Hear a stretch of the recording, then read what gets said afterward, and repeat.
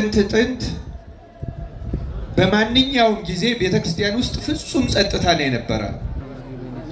ሁለት አይነት የጸሎት ስርዓት ነው ያለው በቤተክርስቲያናችን።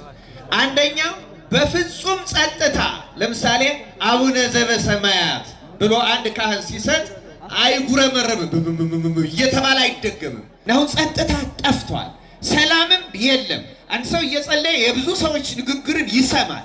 ታውካለች። ቤተክርስቲያንን ረብሸናታል፣ አውከናታል፣ ሰላሟን ነስተናታል። ሶስት ነገሮች ያስደንቁኛል፣ አራተኛውን ግን እረዳው መረምረም ዘንድ አልችልም ይላል እና ይህን ይልና ምን ይላል? የንስር መንገድ በሰማይ የእባብ መንገድ በአለት ላይ የመርከብም መንገድ በባህር ላይ ይልና አራተኛውን ደግሞ የጎልማሳ መንገድ ከቆንጆ ጋር ይላል። እስኪ የቅዱስ ቂርቆስና የቅዱስ ኢየሉጣን እናስታውሰው። ስም ማን ነው? ስምሽ ማን ነው ሲባሉ ምን ብለው ነው የመለሱት? ታስታውሳላችሁ? ማን ብለው ነው የመለሱ? ማን ብለው ነው የመለሱ? አቤት መታደላቸው በእውነቱ። ተገደው ነው ስመ ተጸውዖ ወይም መጠሪያ ስም የሚናገሩ። ስሜ ክርስቲያን ይባላል። አሁን ሀገር ወዴት ነው? እንዲያውም በዚህ በኢትዮጵያማ በሀገር ልጅነት መነኮሳት ማህበር አላቸው፣ ቄሶች ማህበር አላቸው፣ ዲያቆናት ማህበር አላቸው። አለ የጉቦ ሰንሰለት አለ። የውርደት ሰንሰለት ውስጥ ነው ያለ ነው።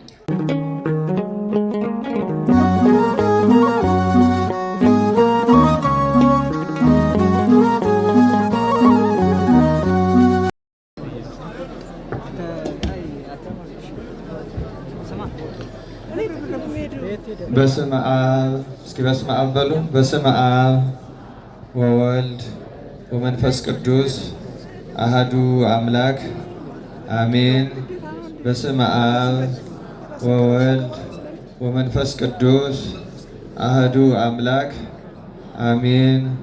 በስመ አብ ወወልድ ወመንፈስ ቅዱስ አሃዱ አምላክ አሜን። አበው ካህናት፣ ላይካነ ምስጢር ዲያቆናት፣ በዚህ ያላችሁ ሁላችሁም አባቶች፣ ወንድሞች፣ እናቶችና እህቶች እንደምን አረፈዳችሁ? እንደምን አረፈዳችሁ? እንደምን ሰነበታችሁ? አሜን። ልዑለ ባህሪ እግዚአብሔር አምላካችን ስሙ ለዘለዓለም የተመሰገነ ይሁን። እንደ እግዚአብሔር መልካም ፈቃድ በምትኖረን አጭር ደቂቃ ወይም አነስ ያለች ጊዜ አንዲት ፍሬ ነገር ላይ አተኩረን እንማማራለን። እግዚአብሔር አምላካችን ምስጢሩን ለሁላችን ይግለጥልን። እግዚአብሔር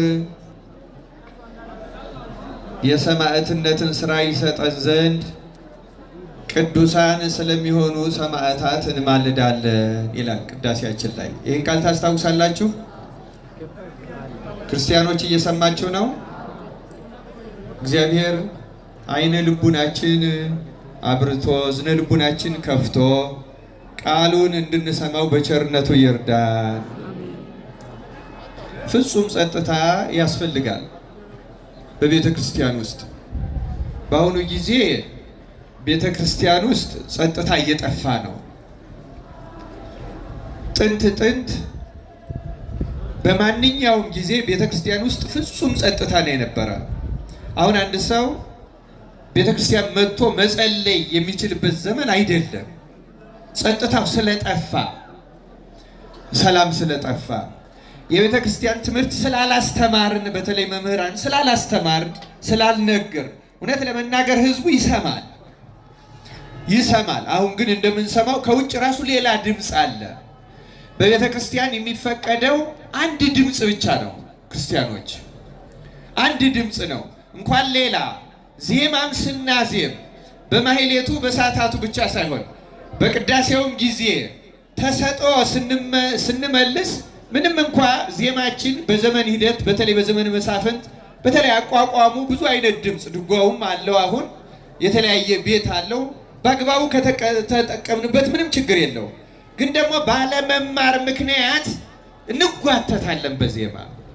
ቤተ ክርስቲያን አንድ የክርስቶስ አካል ስለሆነች አንድ አካል፣ አንድ አንደበት፣ አንድ ድምፅ ስላለው ምእመናን ተሰጠውም ሲመልሱ ሲያዜሙም አንድ ጉሮሮ ለመሆን መጣጣር አለባቸው። ሰረር አድርጎ ጉሮሮን ለማሰማት አይጮም። ቤተክርስቲያን አይጮም። ቤተክርስቲያን አንድ ድምፅ ናት፣ አንድ ጉሮሮ ናት፣ አንድ አካለ ክርስቶስ ናት። የሚያፈነግጥ ሰው ራሱን ከቤተክርስቲያን እየለየ መሆኑን አለማወቁ ያሳዝናል። ሁለት አይነት የጸሎት ስርዓት ነው ያለው በቤተክርስቲያናችን። አንደኛው በፍጹም ጸጥታ፣ ለምሳሌ አቡነ ዘበሰማያት ብሎ አንድ ካህን ሲሰጥ አይጉረመረምም እየተባለ አይደገምም። ዝም ብሎ በጸጥታ በልብ ውስጥ አንደኛው የጸሎት መንገድ ይሄ ነው። በግልም ስንጸልይ መተን ሌላውን ሰው ድምፅ እያሰማን እንረብሸው። ፍጹም ጸጥታ ነው በቤተ ክርስቲያን የተፈቀደው። ክርስቲያኖች አንድ ላይ ስንጸልይ ደግሞ እንደ አባታችን ሆይ አንድ ጉሮሮ ሆነን አንድ ድምፅ ሆነን እግዚኦ ተሳሃለነ ስንል ምስለ መንፈስከ ስንል ሌላውም ዜማ ስናዜም በወረብ ስንወርብ ምራታ ሲመራ ንሽ ሲነሳ ሌላው ዝማሜ ቢዘምም አንድ ድምፅ፣ ቤተ ክርስቲያን አንድ ድምፅ፣ ክርስቶስ አንድ ራስ ነው። ቤተ ክርስቲያን አንድ አካል ናት፣ አንድ ድምፅ ናት። ቤተ ክርስቲያን ክርስቲያኖች አንድ ድምፅ መሆን ያስፈልጋል። አንድ አንደበት ነው የሚከፈተው በቤተ ክርስቲያናችን። ካለመማር የተነሳ ግን ብዙ አለ። አሁን ጸጥታ ጠፍቷል፣ ሰላምም የለም። አንድ ሰው እየጸለየ የብዙ ሰዎች ንግግርን ይሰማል። ታውካለች። ቤተ ክርስቲያንን ረብሸናታል፣ አውከናታል፣ ሰላሟን ነስተናታል። ሌላ አይደለም ሰላሙ የተነሳው የኛ ሰላም ለምን አጣ ነው? ያ ሰላም ከክርስቶስ ጋር የሚኖረን ሰላም ነው። ክርስቲያኖች አሁን ርዕሴን ረስቸው አይምሰላችሁ፣ ወደዚህ የሚወስደኝ መንገድ ስለሆነ እና ፍጹም አንድ ድምፅ። አሁን ንግሱ በህዝብ ብዛት ምክንያት ሊሆን ይችላል። በብዙ ህብረ ዝማሬም ልናመሰግን ይችላለን። ግን ቤተክርስቲያን አንድ ድምፅ ናት። ክርስቲያን አንድ ድምፅ፣ አንድ ልቡና፣ አንድ አካል፣ አንድ እስትንፋስ እንድንሆን አምላካችን እግዚአብሔር ይርዳ። ክርስቲያኖች መጽሐፈ ምሳሌ ምዕራፍ 30 ላይ ቁጥር 20 ጀምሮ ይመስለኛል መፍቀሬ ጥበብ ሶሎሞን 3 ነገሮች ያስደንቁኛል፣ አራተኛውን ግን እረዳው መረምረም ዘንድ አልችልም ይላል እና ይህን ይልና ምን ይላል? የንስር መንገድ በሰማይ የእባብ መንገድ በአለት ላይ የመርከብም መንገድ በባህር ላይ ይልና አራተኛውን ደግሞ የጎልማሳ መንገድ ከቆንጆ ጋር ይላል። 3ቱ መንገዶች የተባሉት አራቱም ክርስቶስን የሚመለከቱ ናቸው። ይልቁንም ደግሞ የክርስቶስ አካል የሆነችውን ቤተክርስቲያንን ነው። የክርስቲያኖች መንገድ እንደነዚህ እንደ 3ቱ ናቸው። ክርስቲያኖች እንደየት እንደ ንስር መንገድ፣ የንስር መንገድ በሰማይ ላይ ንስር ከደመናት ከዚህ ከንውፅ ውስጥ ይሄ ሄሪኬን ከምንለው ምናምን ከምንለው በላይ ከፍ ብሎ የሚበር ንስር ነው። የክርስቲያኖችን መንገድ እንደዚህ ነው። ከድምፅ በላይ፣ ከረብሻ በላይ፣ ከሁከት በላይ፣ ከፈተና በላይ ከፍ ብለው ወደ ሰማያት በጸሎት የሚመጥቁ ናቸው። ክርስቲያኖች እንደ ንስር ከፍ የሚሉ ወደ እግዚአብሔር ሕሊናቸው የሚመሰጥ አንገታቸውን ደፍተው ሰማያ ሰማያት እንደ ዳዊት እማይምቅ ጸዋይኩ ከግዚኦ እያልኩ አንገቱን ደፍቶ ከጥልቅ ልቡናዬ ወደ ሰማይ ጮክ ወደ አንተ ጸለይኩ የሚሉ ናቸው። እንደ ንስር ከፍ ብለው በጸሎት የሚበሩ ናቸው እንጂ እንደ ነፋስ ሆካታ ድምፅ ብቻ ሁካታ ግርግር ብቻ አይደሉም። ክርስቲያኖች ግርግር የክርስቲያኖች አይደለም። ነፋስ ደመናው የክርስቲያኖች አይደለም። የክርስቲያኖች ከዚያ በላይ ናቸው። ከድምፅ በላይ ናቸው። ከሁከት በላይ ናቸው። ከነፋስ በላይ ናቸው። ከረብሻ በላይ ናቸው። እንደ ንስር ይመጥቃሉ፣ ይምዘገዘጋሉ፣ ወደ ሰማያት ይወጣሉ። ሁከቱን ግርግርታውን ያልፉታል፣ ይሻገሩታል እንጂ በዚህ ዓለም ግርግር አይሰለሙም። ክርስቲያኖች እግዚአብሔር እንደዚያ እንድንሆን ይርዳል። ሁለተኛ የእባብ መንገድ በአለት ላይ። እባብ በአለት ላይ ቢሄድ ዱካውን ታውቁታላችሁ? የሚያገኘው አለ ወይስ በአለት ላይ ሲሄድ እባብን የሚሰማው አለ? ክርስቲያን ማለት ይሄ ነው። ክርስቲያን ድምፁ አይሰማም። ቤተ ክርስቲያን ውስጥ 1 ሚሊዮን ቢሆን ድምፁ አይጸጥ ያለ በአለቱ በክርስቶስ መንገድ የሚጓዝ መረማመጃው ክርስቶስ ነው።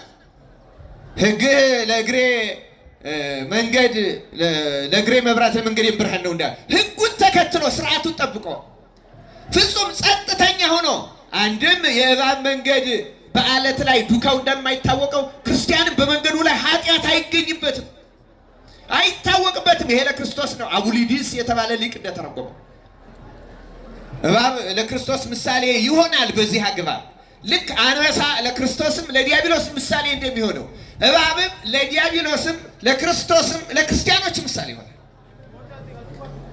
የእባብ መንገድ የክርስቲያኖች መንገድ ያ ነው። ጸጥታ፣ እርጋታ፣ ማስተዋል።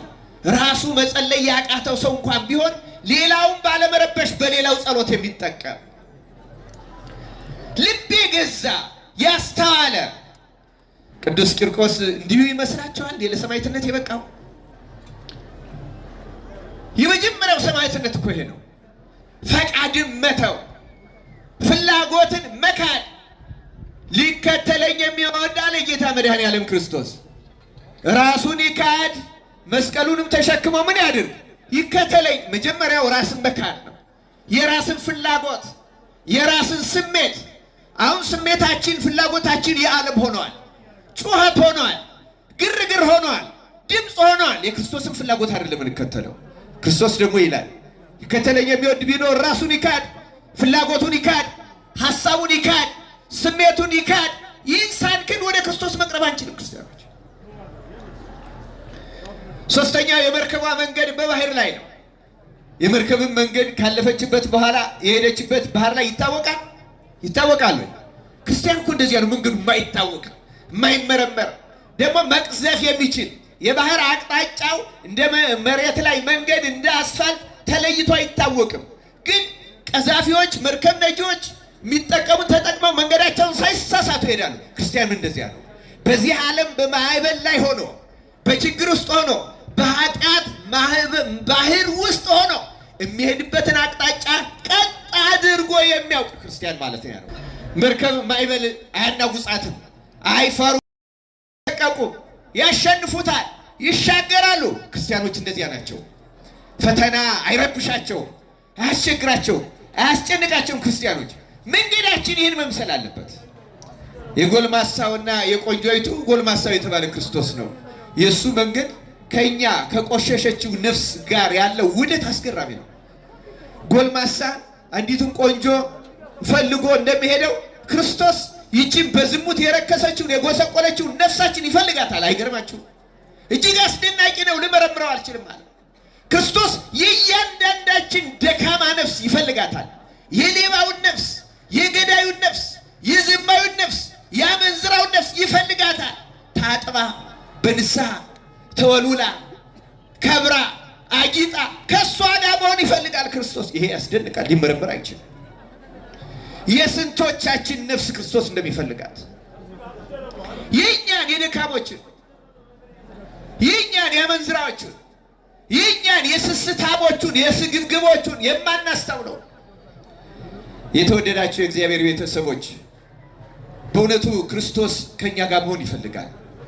መንገዳችን እንድናስተካክል ይፈልጋል። እንደ ንስር በጸሎት እንድንመጥቅና ይቅር እንዲለን ይፈልጋል። እንደ እባብ በእውነቱ ኃጢአታችን ተትቶልን በጸጥታ ቤተ ክርስቲያን ውስጥ እንድንመላለስ ይፈልጋል። ክርስቲያኖች እንደ መርከቡ እየቀዘፍ መንገዱ እንዴት ይቻላል በዚህ ዘመን የሚል ሰዋል። ይቻላል። እንደ መርከበኛ ሁን። መርከበኛ መንገዱን ያውቃል። የራስን መንገድ ያዝ። አንተ ለምን በማዕበሉ ትመራለህ? አንተ በሌላው ለምን ትጓዛለህ? አንቺ ሌላው ለምን ትመስያለሽ? ይቻላል። እየቀዘፉ መሻገር ይቻላል። አቅጣጫን አለመሳት ይቻላል። ወደ ክርስቶስ መድረስ ይቻላል። እንደዚያ እንድንደርስና ከእሱ ጋር እንድንገናኝ አምላካችን እግዚአብሔር ይርዳ። የተወደዳቸው የእግዚአብሔር ቤተሰቦች የሰማዕታት በዓል ነው ከቅዱሳን በዓል ቀድሞ የተከበረው በቤተ ክርስቲያን ታሪክ። በቤተ ክርስቲያን ታሪክ ከሰማዕታት ቀድሞ በዓል የተከበረለት የለም። የሚቀድመው ሰማዕትነት ስለሆነ የሚጀምረው ከቅዱስ እስጢፋኖስ። ከነሱ የቀደመ ጻድቅ የለም። ነቢያት አሉ፣ እውነት ነው። ግን በአዲስ ኪዳን ቤተክርስቲያን ሰማዕታትን የሚቀድም የለም። አጽማቸው እየተሰበሰበ እየከበረ በኋላ ከቆስጠንጢኖስ በኋላ ቢከብርም እግዚአብሔር የፈቀደላቸው አጽማቸውን በስውር ቦታ እያስቀመጡ ሻማ እያበሩ መብራት እያበሩ በዘመኑ የነበረው እየጸለዩ ጠብቀዋቸዋል። ሰማዕታት ምልጃቸውን ፈጣን ነው። ስለዚህ ቤተ ክርስቲያን በሰማዕታት አፍራ አታውቅም። ማፈር ብቻ አይደለም፣ እንዲህ ያሉ ሰዎች አለቁብኝ ተፈጁብኝም አትልም። ሰማዕታትን ማፍራት ስራዋ ነው። ለዚያ ነው የቅዳሴውን ቃል የትምህርታችን ርዕስ ያደረኩት። እግዚአብሔር የሰማዕትነትን ስራ ይሰጠን ዘንድ ቅዱሳን ስለሚሆኑ ሰማዕታትን ማልዳለን። በእንተ ቅዱሳቱ ላይ አሜን ኪርያላይሶን እግዚኦ ተሳሃለን እንላለን። ምን ማለት ይሁንልን፣ ይደረግልን።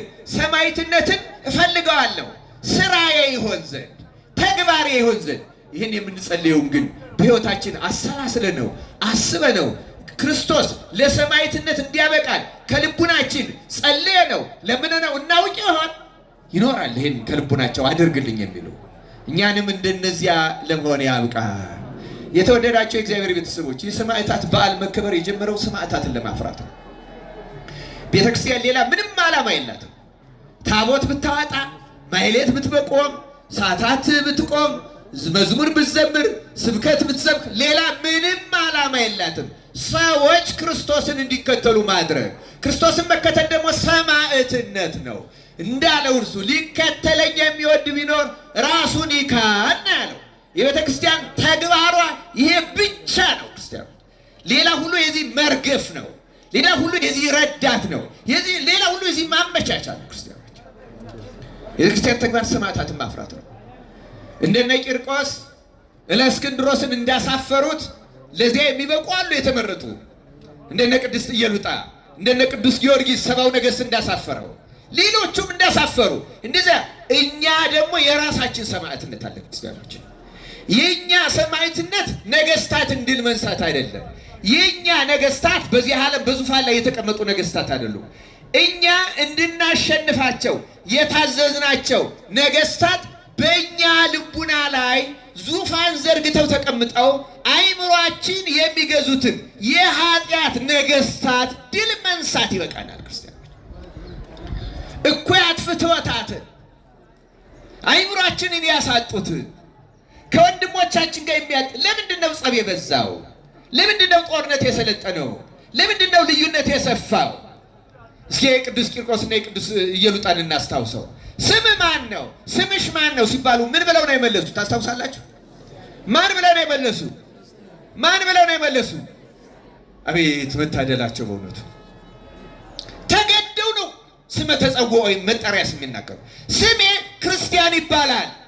እኛውም በክርስቲያንነታችን እንታመናለን፣ እንኮራለን። ከሌላው ስማችን ይበልጣል። ከብሔር አመልካች ስማችን የተለየ ክርስትናችን እንወደዋለን። አሁን ይህን ሳንተው ነው እኛ የሰማዕታትን በዓል የምናከብረው። ክርስቲያኖች ስም ቀላል አይደለም። ስመ ክርስትና የሚሰጠው እኮ የትናንት ማንነቴን ክጃለሁ ነው። ወላጆች አሁን በ40 እና በ80 ቀን ስለምንጠመቅ ግን የጥንት ክርስቲያኖች ሲመጡ ስማቸው ሙሉ በሙሉ ነው የሚለወጠው።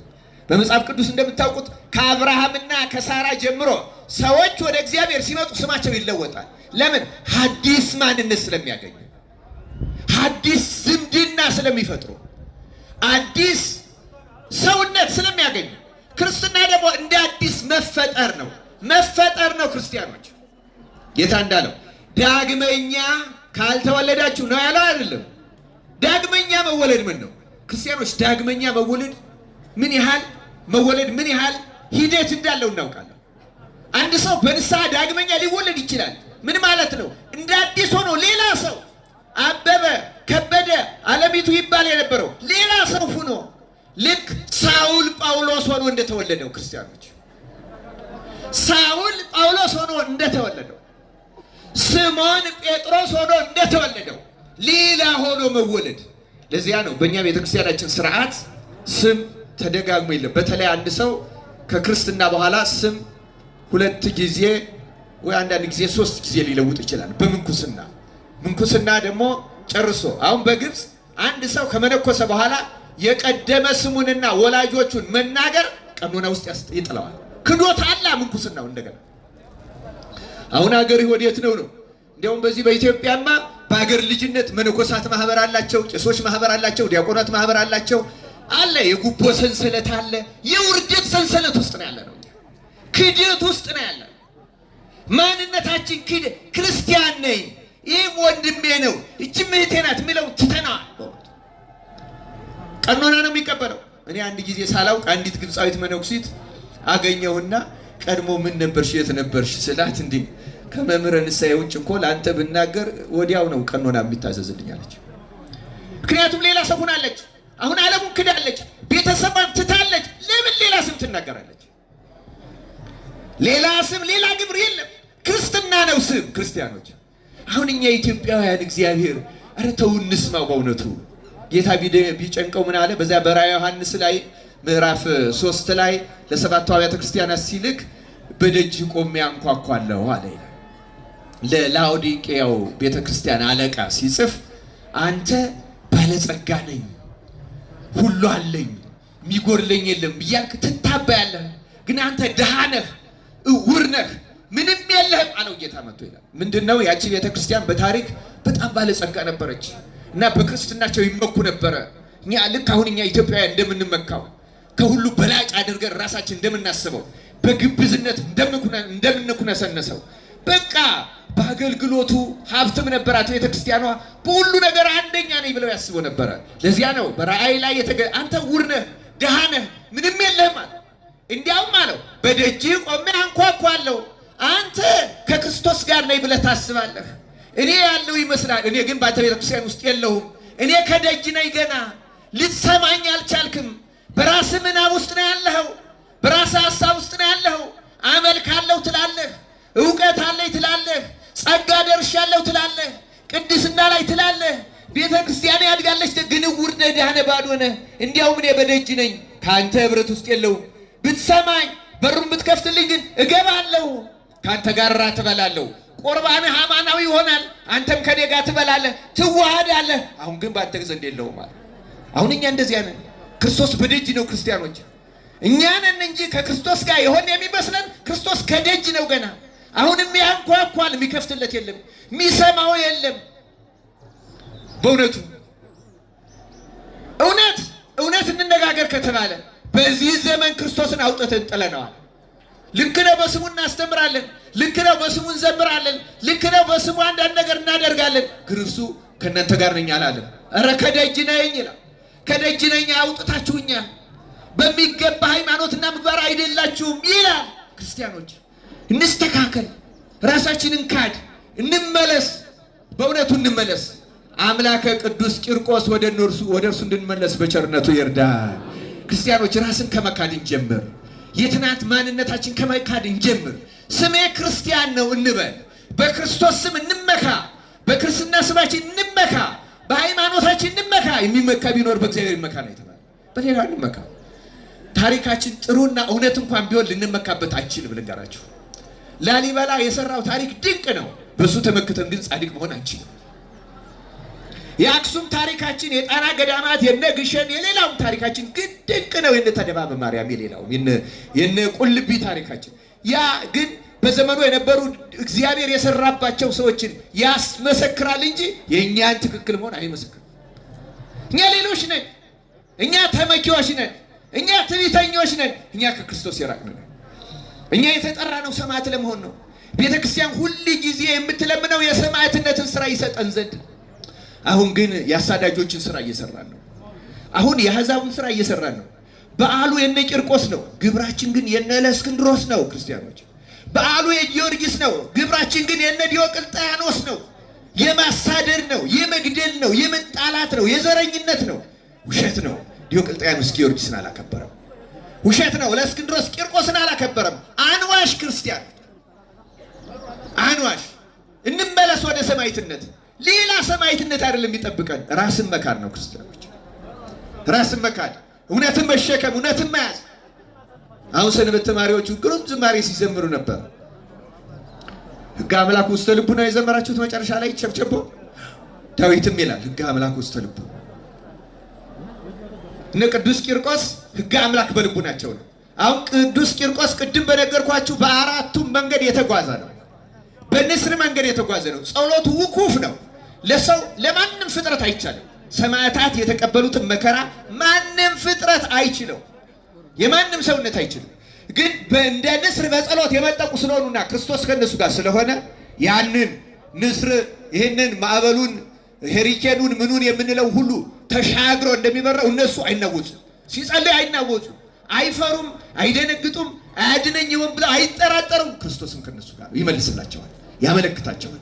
አይዟችሁ እኔ ከእናንተ ጋር ነኝ፣ ስለምትመልሱት አትጨነቁ እንዳለ ተጨንቀው አያውቁም። እንዲያውም እንደምታስታውሱት በገድሉም እንደተጻፈው ቅዱስ ቂርቆስን አቅርበውለት ለእስክንድሮስ አንተ ደስተኛ ሕፃን አለ። አዎ ደስተኛ በማለት እውነት ተናገር። ለአንተ ግን ደስታ የለህም፣ ለዝንጎች ደስታ የላቸውም ይላልና መጽሐፍ አለ። ዝንጎች ደስታ የላቸውም፣ ክርስቲያኖች ግን ደስታ አላቸው። ለምን? ክርስቶስ ከእነርሱ ጋር ነው። እሱ እንዳለው እኔ የምሰጣችሁ ሰላም ዓለም እንደሚሰጣችሁ አይደለም፣ በፍጹም የነሱ ደስታ ሌላ ነው። ክርስቲያኖች የኛ ደስታ ከማግኘት የሚመነጭ አይደለም። የኛ ደስታ ከመከበር የሚመነጭ አይደለም። የኛ ደስታ ክርስቶስን ከመምሰል ራስን ከመካድ ሕገ እግዚአብሔርን ከመጠበቅ የሚገኝ ደስታ ነው። ያን ደስታ ከኛ የሚነጥቀው እና ቅዱስ ቂርቆስ ፍጹም ደስተኛ ነበረ። በዚህ ዘመን በመከራ ውስጥ ሆነን የምንደሰትበትን ኃይልና መንፈስ እግዚአብሔር በቸርነቱ ስለ ቅዱሳኑ ብሎ ያደለ። ክርስቲያኖች ስራችን የሰማዕትነት ስራ ነው። አሁን ጊዜው ቅዳሴ እየደረሰ ያለበት ነው። ታላላቅ አባቶችም አሉ፣ ምዕዳንም ማግኘት አለብን። አንድ ነገር ግን አጠንክሬ መናገር እፈልጋለሁ። ክርስቶስ ሁላችንም ሰማዕታት እንድንሆን ነው የጠራን። ሁላችንም እንድንከተለው ነው የጠራን። ሁላችንም በሰማዕታት መንገድ እንድንጓዝ ነው የሚፈልገው። ከሰማዕታት ክብር እንድንደርስ ነው። አምላካችን እግዚአብሔር ለዚያ ክብር ያበቃል። ቅዱሳን መናኞች እና አቡነ ተክለ ሃይማኖት ለምሳሌ ጭንቀታቸው ብዙዎቹ ቅዱሳን ሰማዕት ላልሆን ነው ወይ? ሰማዕት ሆኜ ደሜን ለክርስቶስ ላላፈስ ነው ወይ? የብዙ ክርስቲያኖች ጭንቀት እንዴት ሰማዕት ሳልሆን አልፋለሁ የሚል ነበር የብዙዎች ጭንቀት። ይሄ እስከኛው እስከ አቡነ ተክለ ሃይማኖት ዘመን ይደርሳል።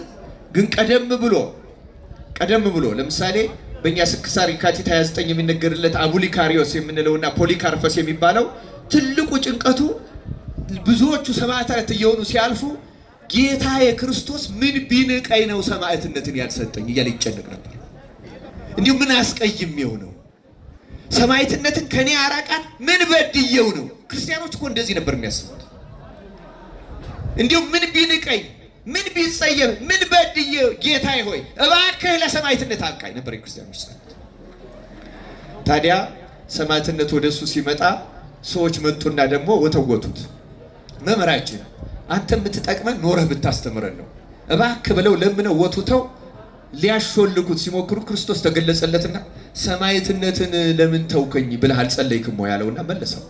በሳት ተቃጥሎ ሞተ። በረከቱ በሁላችን ይደረብህ። ክርስቲያኖች ቆዩ ልል አትበሉ። ቆዩ እንግዲህ በትምህርት ጊዜ አድምጡ። ቅድም ተናግሬያለሁ። በመዝሙር ጊዜ እልል በሚባልበት ጊዜ ለሁሉም እኮ ጊዜ ያለው ክርስቲያኖች። አሁን ሰይጣን አፋችንን ብቻ ነው የከፈተው። ኧረ ጆሮአችንን ይክፈትልን፣ ጆሮአችንን ይክፈተው። በእውነቱ እንደው ዝም በሉ እስቲ።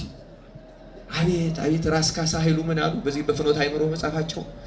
አንደበት እንደው የማትፈልገው ሁሉ እየተናገረ እየለፈለፈ ካስቸገረህ በጧት ጸሎት ላይ ሲም እግዚኦ አቃቤ ለአፉ የሚለውን የዳዊት መዝሙር 41 ጊዜ በለው። አቤቱ ላፌ ጠባቂሹ፣ አቤቱ ላፌ ጠባቂሹ እግዚአብሔር በእውነት ይህን ጸለየን አፋችን ዝም እንዲል ይርዳ።